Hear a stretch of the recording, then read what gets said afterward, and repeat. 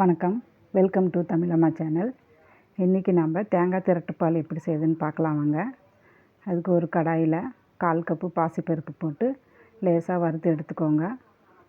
அதில் ஒரு 2 ஏலக்காய் போட்டுக்கோங்க. ஏலக்காய் போட்டுட்டு ஒரு மிக்ஸி ஜாரில் எல்லாத்தையும் கொட்டிக்கோங்க. இதுக்கு நான் 1/2 மூடி தேங்காய் எடுத்திருக்கேன். 1/2 மூடி தேங்காய் நல்லா கட் பண்ணி மிக்ஸி ஜாரில் தண்ணி ஊற்றியே அரைச்சிக்கலாம். இப்போ இந்த அளவுக்கு அரைச்சிக்கோங்க. அரைச்சிட்டு கடாயில் எண்ணெயெல்லாம் எதுவும் ஊற்ற தேவையில்ல, அப்படியே போட்டு கை விடாமல் கிளறுங்க. அடி பிடிச்சிரும்.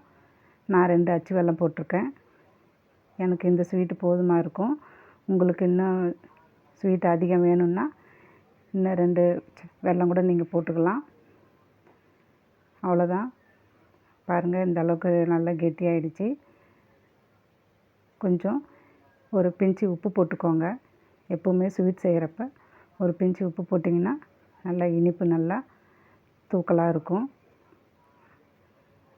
அடுத்தது நெய்யில் முந்திரி பருப்பு நான் வறுத்து ஊற்றிட்டேன். அவ்வளோதான். பாருங்கள், ரெடி ஆகிடுச்சு தேங்காய் திரட்டுப்பால்.